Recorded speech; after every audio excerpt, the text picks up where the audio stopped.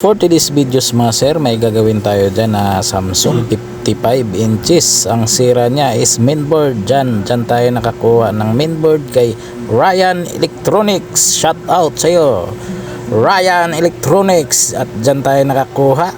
Ang issue pala ito mga sir, lalabas ang logo, magdi-display siya, tapos mga ilang seconds mamamatay. So hindi lahat panel ang issue. So ang issue niyan is mainboard doon sa MCU po. Yan. So nahatulan na pala ito ng ibang technician mga sir, nag-blocking sila or naghang sila sa mga clock signal. Yan po.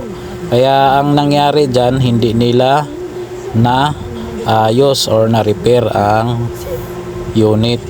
Kinukuhaan po nila, kaya pinadouble option ng may-ari na ipacheck ulit sa ibang technician. So ayan mga sir, ang natin, ang pagtutrouble natin, step by step tayo para mahuli natin ang sira pag ganyan.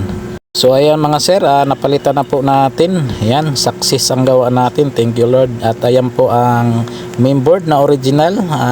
Ando na yung pinalit natin. Ayan, na inobserbahan na lang natin kung mamamatay siya ulit or mag-u-off. So kasama ko pala dyan si Bay. Shout out sa'yo Bay. Ganyan ang sira ng TV nyo mga sir, ma'am, pa-PM na lang po para ma-schedule natin. Nagsiservice po pala kami sa around Quezon City, Pasay, Cavite, basta kaya po natin puntahan. PM lang po kayo. So ayan mga sir, success ang gawa natin. Nagawa natin po ng maayos. Pa-follow and share na lang po. Salamat.